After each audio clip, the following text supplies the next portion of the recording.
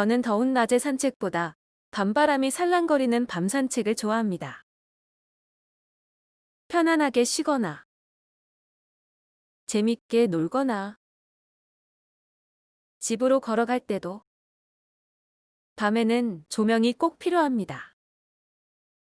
이번 시간에는 리룩스 프로그램을 활용한 조경 조명 설계 방법을 알려드리려고 합니다. 일부에서는 리룩스 시작 방법, 조명기구 배치하기, 평균 조도를 측정하는 방법을 설명드리겠습니다. 첫 화면에서 두 번째 줄에 있는 엑스테리어 위드 캐드 플랜을 선택해주세요. 프로젝트 데이터는 나중에 입력하시고 바로 OK 버튼을 눌러주세요. 그럼 캐드 파일을 불러올 수 있는 메뉴가 나오게 됩니다. 캐드 도면을 선택하시면 프리뷰의 화면이 나올 때까지 기다려주세요. 도면의 파일 크기에 따라 시간이 다소 걸릴 수 있습니다. 프리뷰의 도면 이미지가 나오게 된다면 다음 버튼을 눌러주세요. 도면 단위가 밀리미터인지 확인하시고 다음 버튼을 바로 눌러주세요. 도면 삽입 위치와 각도 메뉴에서도 변경 없이 바로 다음 버튼을 눌러주시면 됩니다. 도면 파일 크기에 따라 다소 시간이 걸릴 수 있습니다. 따라서 캐드 도면은 불필요한 요소는 지워야 하며 최대한 단순하게 저장 후 불러와 주시기 바랍니다. 지금 보시는 화면처럼 캐드가 불러와졌는데 아무것도 나타나지 않을 때가 있습니다. 그 이유는 조경 도면 주변으로 지우지 않은 하나의 오브젝트가 있기 때문입니다. 그렇다고 다시 도면을 수정할 필요는 없습니다. 마우스 위를 움직여 화면을 축소해 보시기 바랍니다. 그럼 상단에 내가 작업해야 할 도면이 나타날 것입니다. 작업할 도면을 중앙으로 옮겨주세요. 마우스 포인트를 자세히 보시면 연필 모양으로 되어 있을 것입니다. 연필 모양 마우스 포인트로 조도 계산을 할 영역을 선택해 주시면 됩니다. 조경 전체에 조도 계산이 필요한 경우 대지경 개선을 따라 선택하시면 됩니다. 너무 섬세하게 영역을 선택하지 마시고 클릭 수를 최소한으로 하셔서 단순하게 영역을 선택해 주세요. 계산 영역은 나중에 섬세하게 수정할 수 있습니다. 영역 선택을 완료하시면 엔터를 눌러주세요. 엔터를 누른 후 나오는 도면 사이즈가 결과물의 사이즈가 됩니다. 지금 보시는 화면처럼 계산 영역이 작게 나왔다면 다시 처음부터 작업을 시작해주세요. 이런 오류가 발생하는 이유는 계산 영역을 선택할 때 너무 많이 클릭을 하면 일어나게 됩니다. 또는 캐드 도면의 파일 크기가 너무 크면 이러한 오류가 발생합니다. 이번에는 좀 전에 클릭했던 것보다 더 적게 클릭하여 계산 영역을 선택해 보겠습니다. 반복해서 도면 이미지가 작게 나오시면 도면 파일을 단순하게 줄여서 시도해 보시기 바랍니다. 리룩스 프로그램은 사용하기 쉽고 단순한 것이 장점이지만 이러한 오류가 종종 발생하는 단점을 갖고 있습니다. 실무 교육을 통해 오류가 발생하는 부분에 대해 계속해서 설명드리겠습니다. 다시 도면이 불러와지면 도면을 중앙으로 옮겨주세요. 계산 영역 선택할 때 최대한 클릭 수를 줄여서 선택해 보겠습니다. 이번에는 정상적으로 화면이 크게 만들어졌습니다. 처음에 오류가 난 화면과는 크기 차이가 확실하게 납니다. 제안서나 심의도서의 화면을 캡처해서 사용하기 때문에 결과 화면이 크게 나와야 합니다. F3 버튼을 눌러 3D 화면으로 확인해 보겠습니다. 도면 위로 보라색의 계산 영역이 덮여 있는 모습입니다. 보라색 계산 영역에는 일정한 간격으로 조도계가 설치됩니다. 프로젝트 메뉴에서 이벨루에이션 에리어 1 왼쪽 플러스 버튼을 누르면 빨간색의 레퍼런스 플레인 1.12 나옵니다. 레퍼런스 플레인 1.1이 계산 영역이라고 생각하시면 됩니다. 레퍼런스 플레인 1.1을 선택 후 상단 메뉴바 뷰에서 칼큘레이션 그리드를 선택해 보시면 조도계를 확인해 볼 수 있습니다. 바둑판 배열로 빨간색 점이 깔려 있는 것을 확인해 볼 수 있습니다. 지금 보시는 조경 도면은 아파트 단지의 조경 도면입니다. 이 계산 영역에서 계산이 되지 말아야 할 곳이 있는데 어디일까요? 계산이 되지 말아야 할 곳이 계산이 된다면 평균 조도가 낮아지게 됩니다. 평균 조도가 낮아진 상태에서 KS 권장 조도에 맞추다 보면 조명기구 수량이 증가하게 됩니다. 잘못된 계산이 전력 낭비, 예산 낭비로 이어질 수 있으니 조심하셔야 합니다.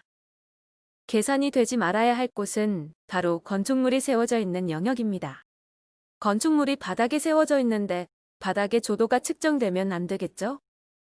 그럼 계산 영역에서 제외시키는 방법을 알려드리겠습니다. 인서트 메뉴에서 메저링 오브젝트를 선택하시고 폴리고나를 선택하시면 마우스 포인터가 연필 모양으로 바뀌게 됩니다. 계산에서 제외시키고자 하는 건축물 영역을 선택해주세요.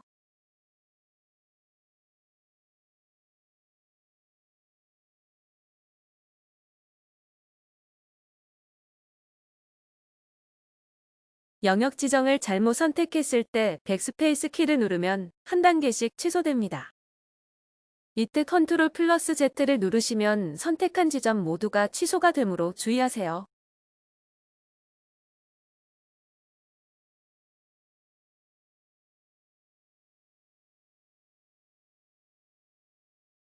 자, 이어서 영역을 선택해 보겠습니다.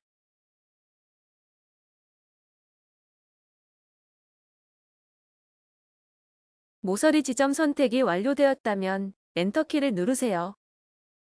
이 상태는 내가 선택한 영역이 계산 영역으로 만들어진 모습입니다. 계산 영역을 부분적으로 추가하고자 할 때 바로 이 방법을 사용합니다. 일단 동일하게 생긴 옆 건축물의 컨트롤 키를 누르면서 복사를 하겠습니다. 상단에 있는 건축물 영역 선택을 완료하였습니다. 자, 이제 건축물 영역을 전체 계산 영역에서 빼겠습니다. 프로젝트 메뉴에서 레퍼런스 플레인 1.1을 선택 후 마우스 오른쪽 버튼을 눌러보세요. 컷아웃 컨투어즈 버튼을 클릭해보세요.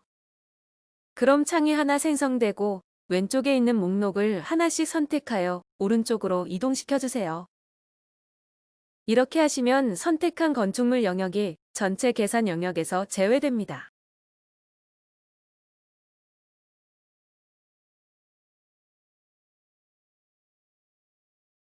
하단에 있는 건축물 영역도 선택해 보겠습니다.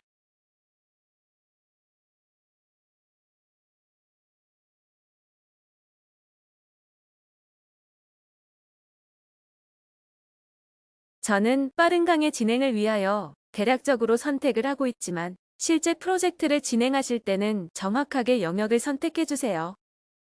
CAD 도면을 보시면서 작업하시는 것이 좋습니다.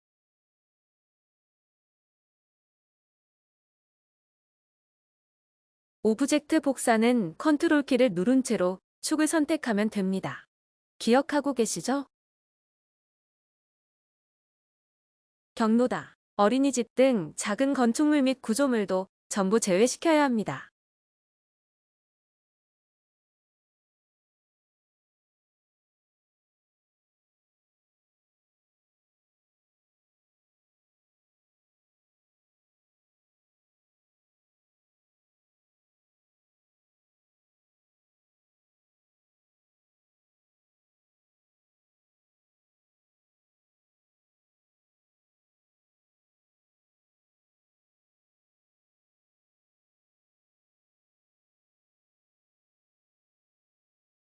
짧은 직선으로 여러 번 클릭하여 곡선을 만들어 선택할 수 있습니다.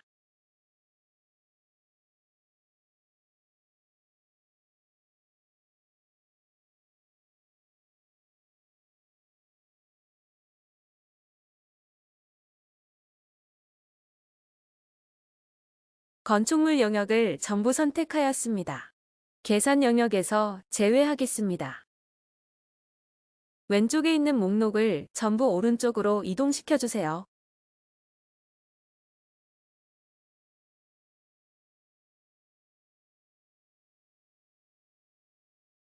자, 이것으로 계산 영역 지정이 완료되었습니다. 조명기구를 가져와 보겠습니다. 저는 외부에서 조명기구를 가져오고자 합니다. 정리가 잘 되어 있는 연공조명 제품을 사용해 보겠습니다. 설치하고 싶은 모양의 조명기구를 선택하고 이즈 파일을 다운로드 받으세요. 압축된 ES 파일에는 각기 다른 배광, 색온도로 측정된 자료가 들어가 있습니다.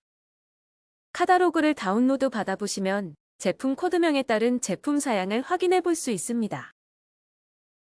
2가지에서 3가지 정도 배광과 색온도의 차이가 있는 ES 파일을 리눅스로 불러와 주세요.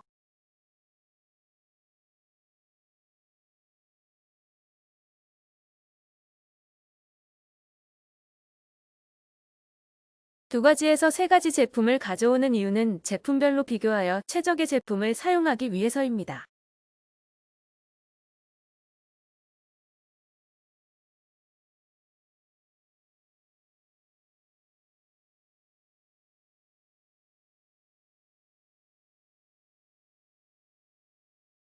이제 ES 파일을 가져오는 방법을 설명드리겠습니다. 첫 번째 방법.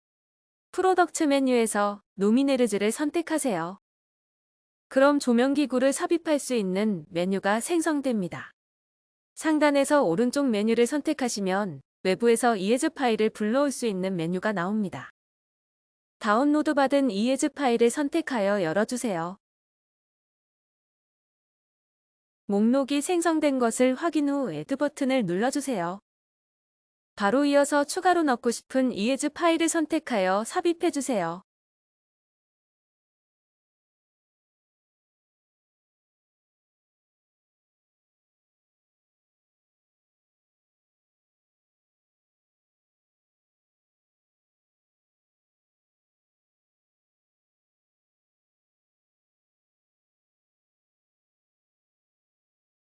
조명기구 ES 파일을 추가 중입니다.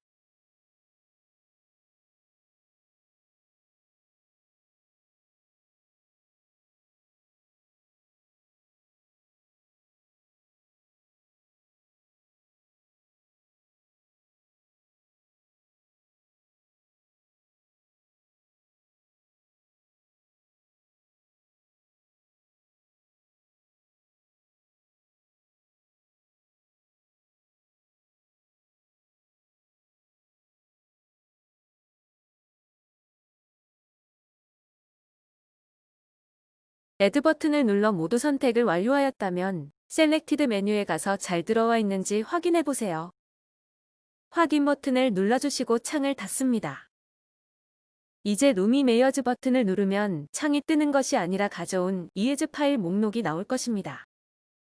조명기구 ES 파일 하나를 선택하면 바로 조명기구를 배치할 수 있습니다. 조명기구를 배치할 위치에 마우스 커서를 놓고 왼쪽 버튼을 이용하여 클릭해주세요.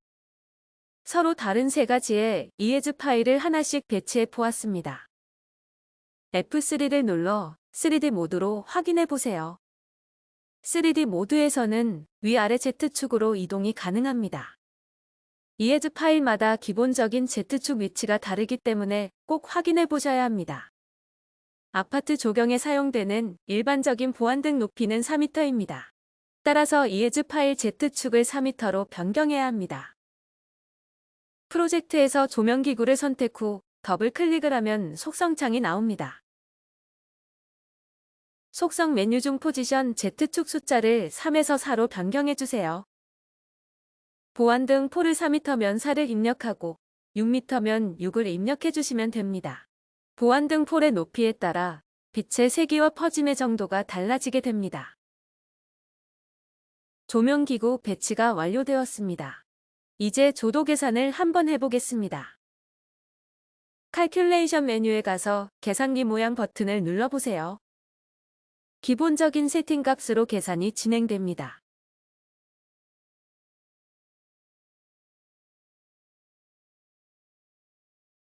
조도 계산이 완료되었습니다. 조도 계산이 완료되면 결과를 나타내는 리포트가 먼저 나오게 됩니다. 조도 계산 결과 값을 보면 3가지의 조명이 엄청나게 밝게 빛나고 있는 것 같네요. 하단 조도 그래프의 중간값을 보시면 0.56로 되어 있기 때문입니다. 메뉴에서 마우스 오른쪽 버튼을 누른 후 속성 메뉴에 들어가시면 조도 기준값을 변경할 수 있습니다. 스케일 투 에버리지를 마뉴의 스케일링으로 변경 후 평균 조도 숫자를 입력하세요. 조경 부분 KS 권장 조도는 6룩스에서 15룩스 사이기 때문에 10으로 변경해 보겠습니다. 이제 정상적인 빛의 형태로 보여집니다. 배광 형태, 빛의 퍼짐 정도를 확인 후 적용할 제품을 선택하면 됩니다. 너무 빛이 강한 제품을 제외하고 가장 빛이 부드러운 제품으로 선택하겠습니다. 선택한 제품으로 배치를 진행하겠습니다. 컨트롤 키를 누른 후 축을 눌러 복사를 하세요. 캐드 스냅이 걸려 있을 경우 오브젝트 복사 위치를 정확하게 지정할 수 없습니다. 따라서 조명기구를 배치할 때는 캐드 스냅을 해제하시고 작업해주세요. 또한 그리드 스냅도 해제하여 자유롭게 이동이 가능하게 설정 후 조명기구 배치를 하시는 것을 추천드립니다.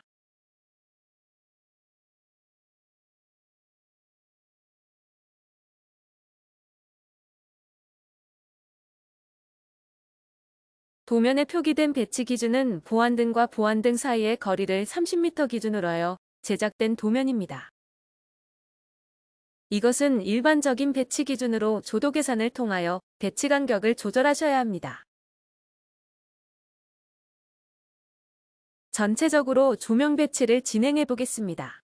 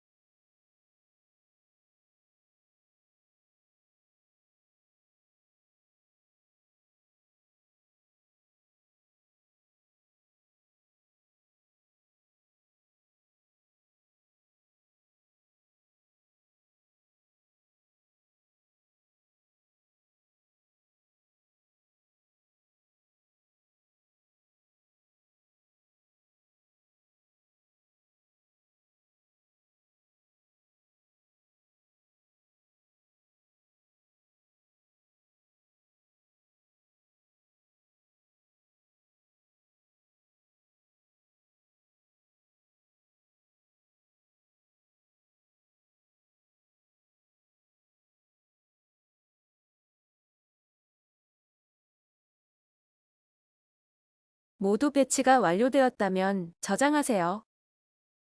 이제 조도 계산을 진행해 보겠습니다.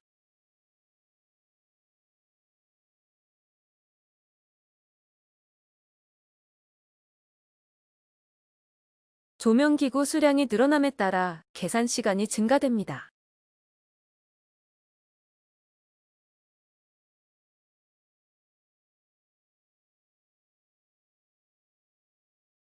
조도 계산이 완료되었습니다. 결과값을 확인하겠습니다. 에버리지 일루미넌스 값을 확인해보니 4.5룩스로 측정되었습니다. 즉, 평균 조도가 4.5룩스라는 뜻입니다. 공원 전반의 KS 권장 조도 기준은 6룩스에서 15룩스 사이입니다. 따라서 조명기구를 추가하거나 다른 조명기구로 변경하시면 됩니다. 결과값 이미지를 보시면서 조도가 부족한 공간을 체크해 볼 수 있습니다. 주출입구, 단지 입구 등 유동 인구가 많은 장소를 기준으로 조명을 배치해 주시면 됩니다. 또한 범죄 예방을 위하여 아주 어두운 곳이 없도록 전반 조도가 확보되어 있어야 합니다. 지금까지 리룩스를 통하여 조경 조명의 조도 계산 방법을 알아보았습니다. 다음 교육에서는 결과값을 심의도서에 삽입할 수 있도록 상세하게 수정하는 방법을 알려드리겠습니다. 지금까지 디오닉 조명 디자인 스튜디오 김택민이었습니다. 감사합니다.